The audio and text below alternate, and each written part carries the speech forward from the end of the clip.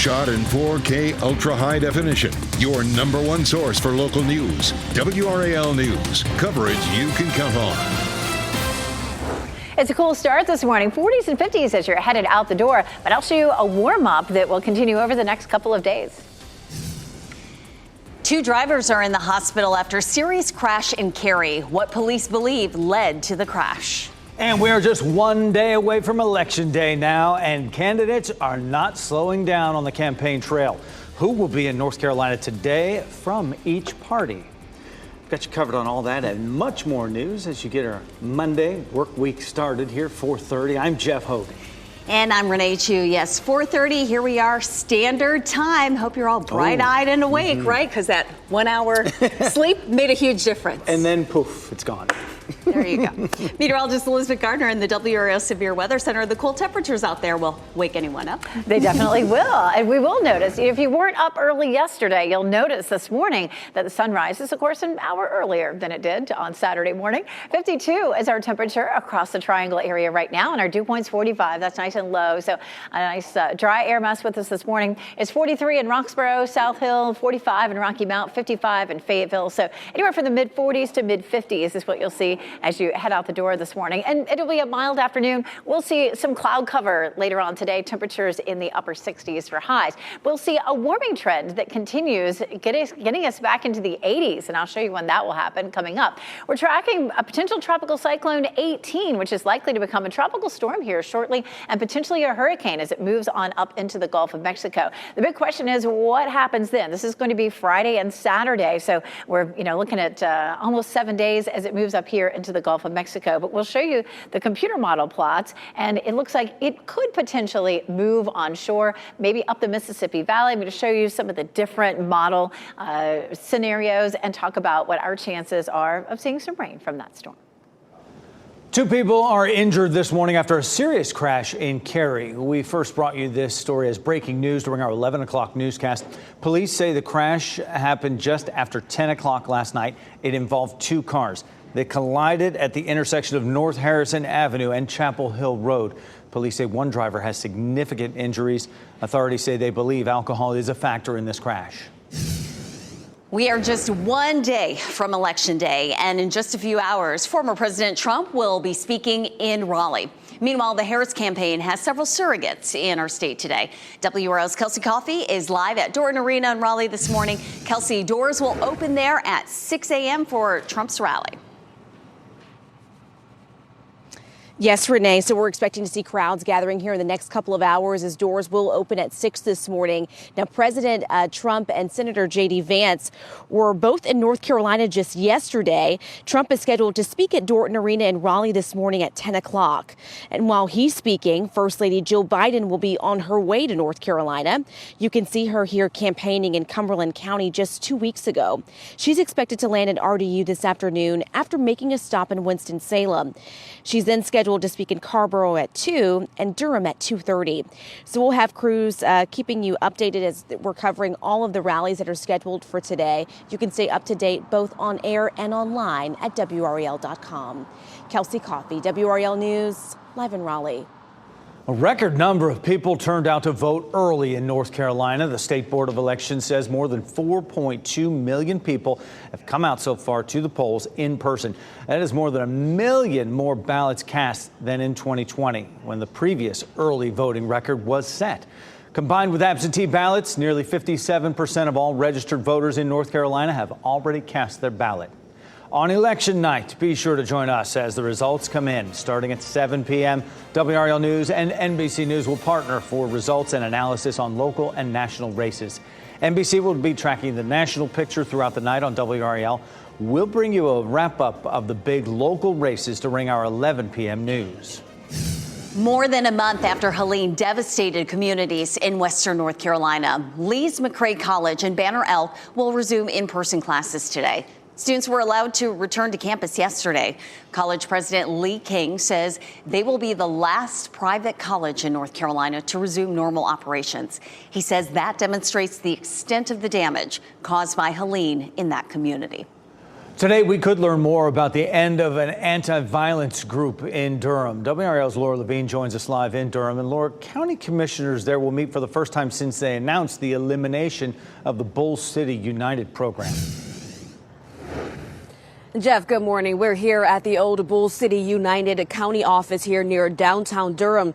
Durham leaders are now working to figure out the next steps and how to execute effective crime prevention programs here in the Bull City, while also considering and reflecting on some of the lessons learned from this experience. Now, with this program, the anti-violence program in Durham was eliminated effective immediately back on Friday. It's a program that has been under investigation for some time after several employees were arrested while on staff.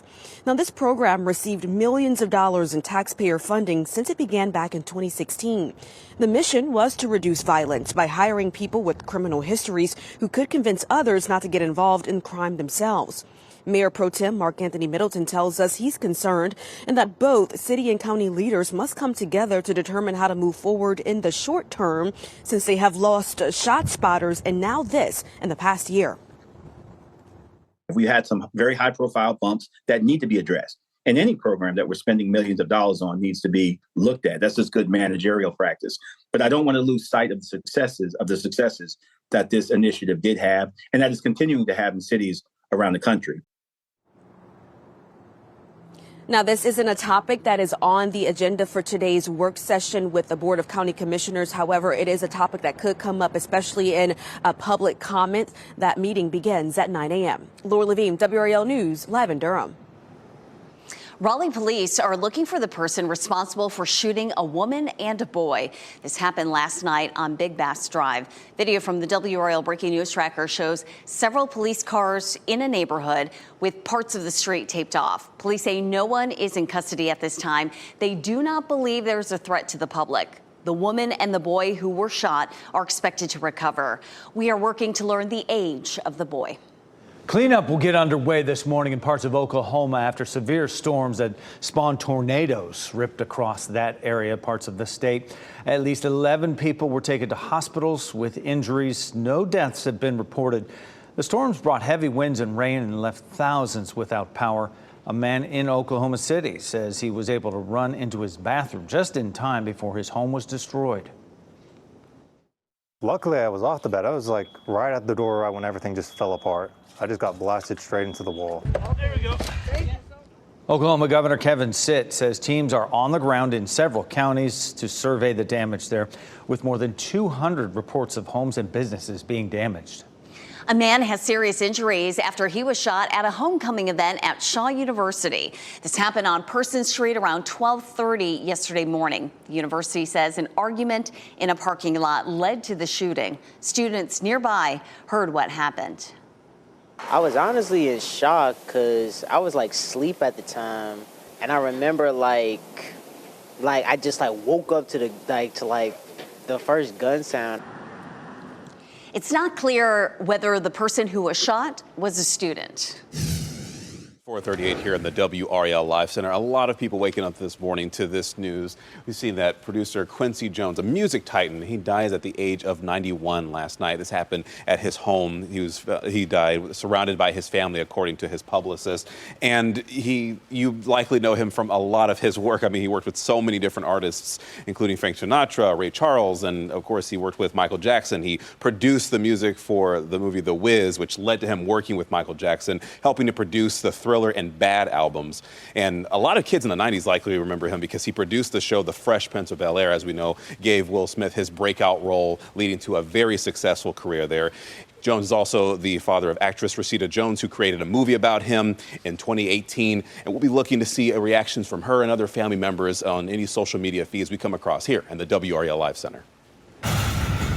Sam Darnold was the star of Sunday Night Football. His Minnesota Vikings trailed at halftime, but Darnold threw 3 touchdowns in the second half to lead his team to a win over the Indianapolis Colts, 21-13. The Vikings are now 6-2 on the season, halfway through this year's schedule. The NFL's Week 9 wraps up tonight with a rematch from Super Bowl 55. The Kansas City Chiefs are trying to stay undefeated as they host the Tampa Bay Buccaneers. Kickoff is tonight at 8:15 on ESPN. People in Spain are angry with their government's response to historic flooding there. The reaction from crowds when the king and queen arrived to tour the damage. And Dawson's Creek star James Van Der Beek is opening up about his cancer diagnosis, his reflection on the power of positivity during this time. We take it to Wilson this morning. Good morning to you. This is a live look right here. Weather playing a big role on voter participation, as we know. So up next, we have your hour-by-hour forecast for Election Day.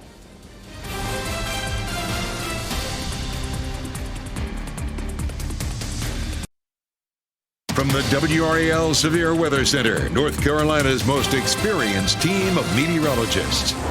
4:43. It's a pleasant start out there this morning. A little cooler in Wilson at 45, but it's 52 in Durham and 55 degrees in Fayetteville. We have some cloud cover that rolled in overnight last night. Those clouds are going to be with us on and off for the next few days, but temperatures will be on their way up. We're going to see a little more moisture coming off the ocean and a little bit more warmth coming from the south over the next few days. So heading out the door, you may notice a few clouds as that sun comes up. Temperatures will be mid 40s to mid 50s depending on where you are. Walking the dog should be plenty comfortable out there. At lunchtime, we'll see 62 and a high of 68 degrees this afternoon. And again, today stays dry. Our next best chance of rain comes Wednesday night into Thursday with our next front. We'll walk you through the timeline of that coming up in just a few minutes. An enraged crowd of flood survivors threw mud at the King of Spain and other top government officials during a visit to some of the worst hit areas. Police stepped in as that crowd called the group murderers and hurled mud at them. People are angry with the government's response to the historic natural disaster there, saying the government did not give people enough warning. People also say volunteers have had to step in while the government's response has fallen short. At least 200 people died and thousands have been affected by those floods. Today, CDC Director Dr. Mandy Cohen will be in Raleigh. Cohen will be part of a roundtable event at the Southeast Raleigh YMCA. She'll be joined by Suzanne McCormick, the president and CEO of YMCA of the USA. They will talk about how the Y helps people get the services they need for positive health. They'll also give an update on a pilot partnership between the YMCA of the Triangle and Blue Cross Blue Shield North Carolina. It's happening at 11 this morning. Washington, D.C. is preparing for election night with more security measures. Large security fences were being installed yesterday at areas that law enforcement identified as possible areas of political unrest. Fences are creating distance from critical government buildings. Intelligence officials have warned of possible foreign intervention by Russia and Iran in the form of violent protests. Both countries have denied this. Democrats are hoping to break the Republican supermajority in North Carolina's General Assembly tomorrow. Republicans hold 60% of the seats there, allowing them to override vetoes by Governor Roy Cooper if they all vote together. This election, Democrats are using a new strategy to gain seats by tying Republican lawmakers to the party's nominee for governor, Mark Robinson. Democratic campaign ads accuse Republican legislators of supporting some of Robinson's comments on abortion. You can read about which races they are targeting and what political insiders think of this strategy in the NC Capital section of WRAL.com. A reminder, if you need a ride on Election Day to the polls, the city of Raleigh is willing to help. City Council agreed to waive charges for buses, city buses, November 5th. They'll be free. The city hopes this will encourage people to get out and vote. Actor James Van Der Beek says he has been diagnosed with colorectal cancer. The Dawson's Creek star says he's been privately dealing with the diagnosis. He's also taking steps to resolve it with the support of his family. The 47-year-old says there is reason for optimism, and I'm feeling good. Van Der Beek has 6 children with his wife, Kimberly. According to the American Cancer Society, about 1 in 23 men and 1 in 25 women in the U.S. will be diagnosed with colorectal cancer in their lifetime. Today, the DMV license plate agency on Atlantic Avenue reopens. It closed last week after its operator announced his retirement. It reopens today under new leadership. It'll be open 9 to 5, Monday through Friday. The Carolina Panthers are taking some winning momentum on their trip to Germany. The Panthers got their second win of the season yesterday. They beat the New Orleans Saints 23-22. Running back Chuba Hubbard broke through for the second touchdown of the game with just over 2 minutes left to give them the lead. The Panthers now go overseas. They'll play the New York Giants in Munich next Sunday. Taking it to the ice, Carolina Hurricanes stay hot. What a streak they're on. They've won 6 in a row, and they beat the Washington Capitals 4-2 at Lenovo Center last night. They will look to keep that win streak going tomorrow night at home against another division rival, the Philadelphia Flyers, coming in. It's 4:48, and we had a little bit of a cool down in terms of highs over the weekend, but we'll get back into the 70s again. Meteorologist Elizabeth Gardner in the WRAL Severe Weather Center. It's going to be a warm November. It looks like it's starting that way, definitely. We typically see a lot of ups and downs this time of year. As a matter of fact, really all through the winter and into the spring. The only time of year that we tend to see really steady temperatures is in the summer. You know, we pretty much park it at 90 and just kind of hold it there for much of the summer. But here's a look at what's happening outside right now. We do have some cloud cover, which you may be able to pick out. Some of the lights from the city are reflecting on the bottoms of those clouds there. It is 52 degrees right now, so not terribly cold. Our dew point's 45, which is fairly dry. We do have some rain and a front that's back to the west that is going to arrive here Wednesday, late Wednesday into Thursday, and that's finally going to bring us the best chance of rain that we've seen in a while. I'm not promising that we're going to see a whole lot of rain, but it'll be the best chance that we've seen probably in at least in several weeks. What's happening right now is our flow is coming out of the northeast, but gradually it's going to shift to southeast, and that will begin our warm up. So today still stays on the cool side with 40s right now in Roxborough and South Hill, looking at mid 50s in Fayetteville and Clinton, 45 Rocky Mount, 48 in Goldsboro. So it's fairly cool out there. We're going to hold it in the 60s in most places, 69 in Raleigh, 67 in Durham, but 74 degrees in Fayetteville. Then that wind will shift. We take a look at our Weather Watcher photo. This is from Laura Gold from Old Raleigh. Beautiful color there. We've had a really great week of color. I was noticing it again over the weekend. Just gorgeous. Go to WRAL.com, search Weather Watchers, and send us what's happening in your backyard. 67 is our normal high, so we're close to that today, but a big jump for tomorrow as that wind starts to shift to southerly. We're going to jump it up to almost 80 on Tuesday, 80 Wednesday, 78 Thursday. And then a front comes through, which will drop our temperatures a bit, but still above normal at 74 on Friday. The forecast high for Wednesday is 80 degrees. The record's 83, in Fayetteville 84, and the record's 85. So we're going to be close to records for Wednesday. Our normal low is 43. That's pretty chilly, and we're nowhere close to that in the next 7 days. Looking at 56 on Tuesday, mid 60s on Thursday, and 61 on Friday. So definitely some warmer air in place. We are seeing temperatures close to normal. It was a pleasantly cool weekend. High pressure will build down to the south, though, and around a high we have a clockwise flow. That's going to shift our wind to southerly, and we're going to see a lot of warm air rolling on in. So we'll be above average potentially into the middle of November. From the 9th to the 13th, we have a good chance of above normal temperatures. I'm hoping to get some rain to go along with that. Our best chance will be Thursday and then possibly again Sunday. We're going to talk about how much is headed our way. But for Election Day tomorrow, things are looking good. We'll see partly cloudy skies at 79. Thanks, Elizabeth. The balloons for the 98th annual Macy's Thanksgiving Day Parade got a little bit of airtime as they get a first look here. New floats hitting the parade route this year. Plus, the Pogues are back, and they're hoping to find Blackbeard's treasure. The new trailer for Outer Banks' new season.